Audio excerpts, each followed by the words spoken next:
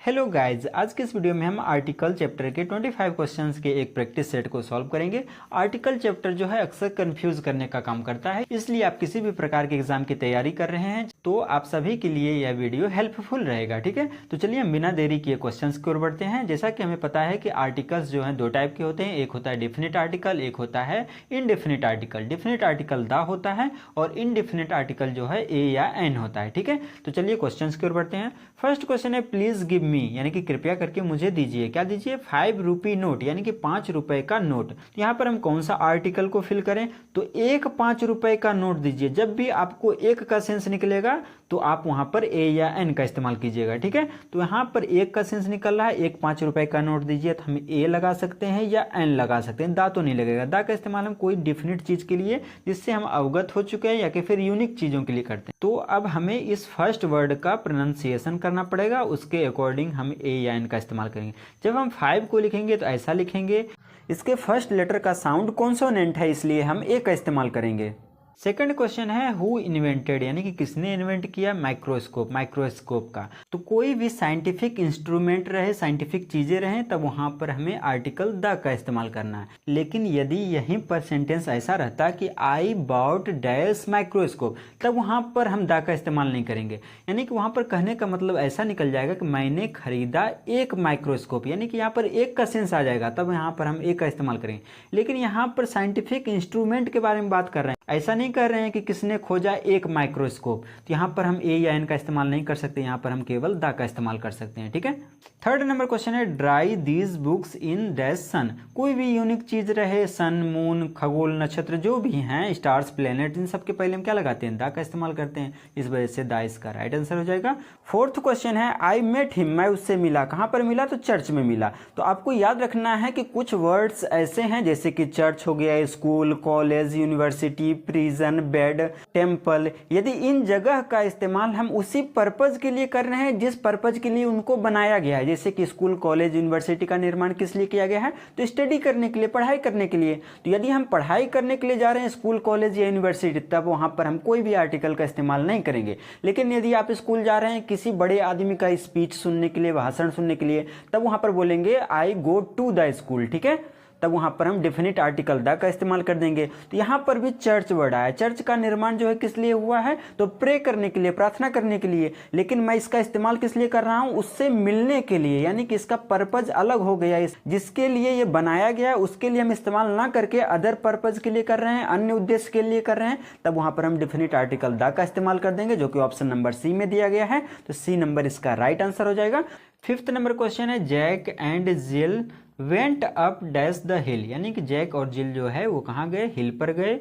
To bring, लाने के लिए। Dash a pail of water, यानी कि एक बाल्टी पानी लाने के लिए गए। ठीक है, तो यहाँ पर एक बाल्टी पानी, एक का सेंस आ रहा है, खास का सेंस नहीं आ रहा। तो यहाँ पर हम ए या एन का इस्तेमाल करेंगे, चूंकि पेल को हम जब हिंदी में लिखेंगे तो पा जो है हिंदी में कैसा है? व्यंजन है, यानी कि कॉन्सोनेंट है, इस वजह से ए का इस्तेमाल होगा। तो यहाँ पर रहा ए और यहाँ पर रहा ए और यहाँ पर रहा ए। ठीक है, अब हम फर्स्ट में देखते हैं कि क्या लगाएंगे। जैक और जिल गए, किसी खास पहाड़ पे ही गए होंगे, सभी पहाड़ पे तो गए नहीं, तो खास का सेंस निकल रहा है तो दा लगाएंगे। तो पहला में दा होना चाहिए, दूसरा में ए, यानी कि बी नंबर इसका राइट आंसर हो जाएगा। Jack and Jill went up the hill to bring a pail of water. ठीक है, 6 नंबर क्वेश्चन है Shyam plays dash piano. Shyam जो है बजाता है, क्या बजाता है? पियानो बजाता है। कोई भी म्यूजिकल इंस्ट्रूमेंट रहे, जैसे कि पियानो, हारमोनियम, वायलिन, ड्रम, ढोल, ऐसा कुछ भी म्यूजिकल इंस्ट्रूमेंट रहे, तब उसके पहले हमें डेफिनेट आर्टिकल द का इस्तेमाल करना है। यहाँ पर द इसका राइट आंसर हो जाएगा। लेकिन एक का सेंस आएगा, भले ही पियानो रहे, तब वहां पर हम ए या एन का इस्तेमाल करेंगे। जैसे कि यहाँ पर मैं एक सेंटेंस लिख रहा हूं, आई बॉट, मैंने खरीदा, तब वहां पर द का इस्तेमाल हम नहीं करेंगे, वहां पर हम ए का इस्तेमाल करेंगे। ठीक है, आई बॉट अ पियानो। ठीक है, 7th नंबर क्वेश्चन है Ram secured dash second position in school, यानी कि राम ने स्कूल में सेकंड पोजीशन जो है सिक्योर किया, प्राप्त किया। तो जब भी आपको कोई ऑर्डिनल नंबर मिले, जैसे कि फर्स्ट, सेकंड, थर्ड, फोर्थ, ये सब ऑर्डिनल नंबर कहलाते हैं, तो इनके पहले हमेशा डिफरेंट आर्टिकल द का इस्तेमाल होता है, इस वजह से द इसका राइट आंसर हो जाएगा। ठीक है, Ram secured the second position in A school. 8th number question है टर्न टू डैश लेफ्ट, यानी कि मुड़ जाओ लेफ्ट में। तो जब भी आपको कोई डायरेक्शन रहे, east, west, north, south, left, right, ऐसा कुछ मिलता है, तब वहां पर हम डेफिनेट आर्टिकल द का इस्तेमाल करते हैं, इस वजह से सी नंबर इसका राइट आंसर हो जाएगा, टर्न टू द लेफ्ट। ठीक है, 9th नंबर क्वेश्चन है this man is second Hitler, यानी कि यह आदमी जो है दूसरा हिटलर है। तो यहाँ पर हम किसी आदमी की कंपैरिजन कर रहे हैं हिटलर से।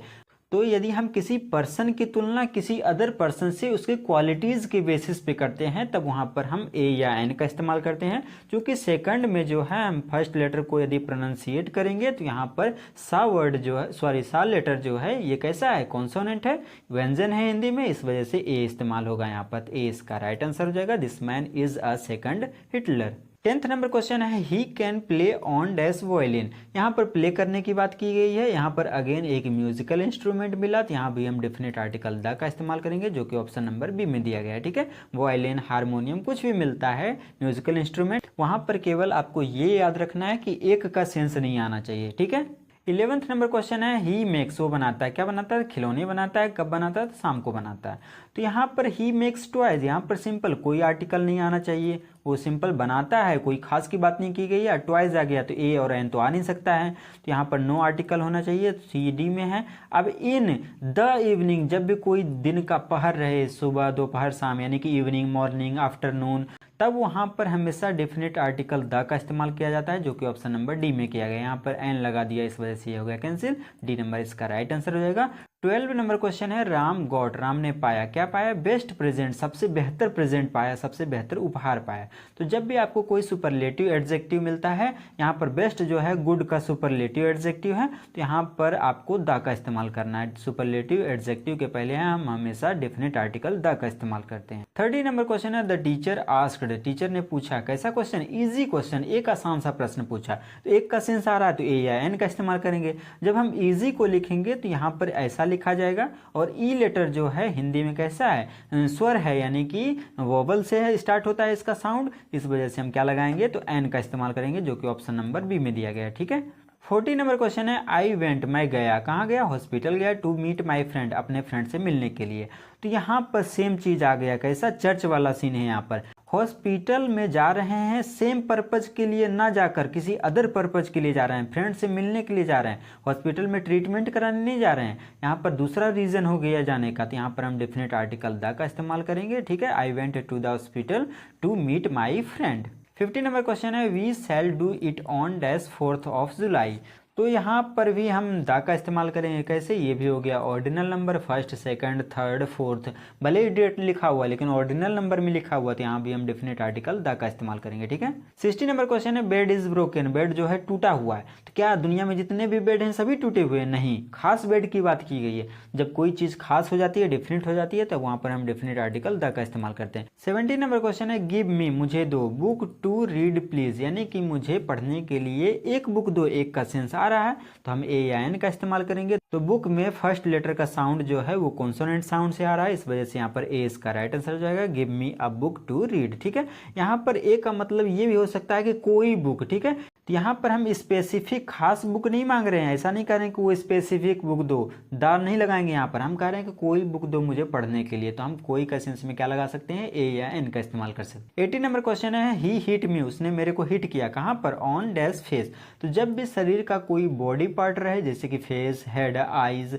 ऐसा कुछ मिलता है, शरीर का कोई बॉडी पार्ट मिलता है, तब वहां पर हम डेफिनेट आर्टिकल द का इस्तेमाल करते हैं। यहाँ भी द इसका राइट आंसर हो जाएगा, he hit me on the face. 90 number question है dash Delhi is dash beautiful city. तो यहाँ पर ये प्रॉपर नाउन रहा, जनरली प्रॉपर नाउन के पहले हम आर्टिकल का इस्तेमाल नहीं करते हैं, तो दिल्ली के पहले यहाँ पर कोई भी आर्टिकल का इस्तेमाल नहीं होगा।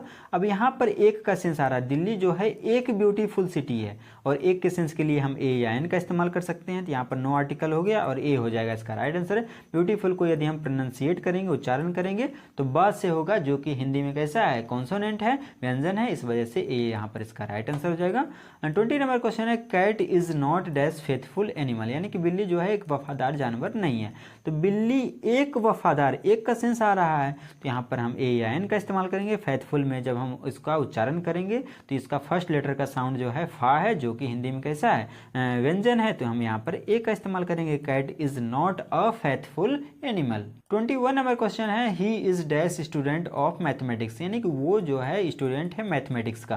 तो वो एक सिंगुलर हुआ ना, तो एक ही रहेगा, तो यहाँ पर ए या एन का इस्तेमाल होगा। स्टूडेंट में जो है फर्स्ट लेटर का साउंड जो है सा से आ रहा है, जो कि हिंदी में कैसा है, व्यंजन है, तो यहाँ पर ए का इस्तेमाल हो जाएगा। ठीक है। 22 नंबर क्वेश्चन है iron is dash hard metal. तो यहाँ पर हम किसी खास आयरन की बात नहीं कर रहे हैं, यहाँ पर कहने का मतलब हुआ लोहा जो है एक हार्ड मेटल है।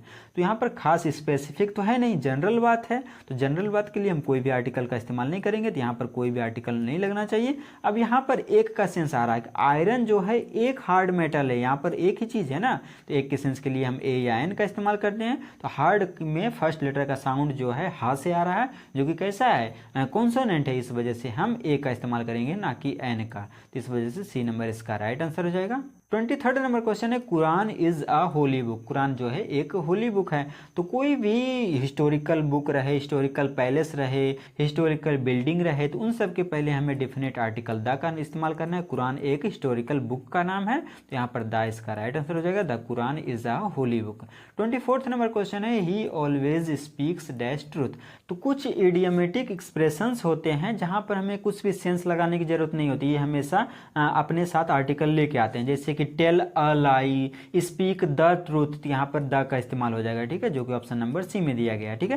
व्हाट इज द मैटर, तो मैटर के पहले द लगा दिए हमने, तो ये हमेशा अपने साथ आर्टिकल लेके आते हैं। टेल अ लाई, वहां पर लाई के साथ आ का इस्तेमाल हो जाता है। 25th एंड लास्ट क्वेश्चन है। इस क्वेश्चन का आंसर जानने से पहले यदि आप हमारे चैनल पर नए हैं तो चैनल को सब्सक्राइब कर दीजिए, साथ ही साथ वीडियो को लाइक भी कर दीजिए। और आपने 25 में से कितने क्वेश्चन का आंसर सही सोचा था, ये कमेंट बॉक्स में बताइएगा। तो लास्ट क्वेश्चन है USA is one of dash great world power. तो यहाँ पर हम कौन सा आर्टिकल को फिल करें, तो जनरली कंट्री के नाम के पहले कोई भी आर्टिकल का इस्तेमाल नहीं होता है, लेकिन कुछ कंट्री हैं जैसे कि यूएसए हो गया, द यूएसएसआर हो गया, यूनाइटेड किंगडम हो गया, सूडान हो गया, नीदरलैंड हो गया, इनके पहले आर्टिकल द का इस्तेमाल हो सकता है। इस वजह से सी नंबर इसका राइट आंसर हो जाएगा। और जनरली हम कंट्री के नाम के पहले आर्टिकल द का इस्तेमाल नहीं करते हैं, कुछ स्पेसिफिक कंट्री हैं जहां पर हम आर्टिकल द का इस्तेमाल करते हैं। ठीक है। और यहाँ पर वन ऑफ, ये हमेशा अपने साथ आर्टिकल द को ही लेकर आता है, तो यहाँ भी द लगना चाहिए, तो एक और द को हम लिख देते हैं। ठीक है। तो यहाँ पर दो खाली स्थान था, ऑप्शन एक में ही है, तो सी नंबर इसका राइट आंसर हो जाएगा। तो तब तक के लिए धन्यवाद, मिलते हैं अगले वीडियो में।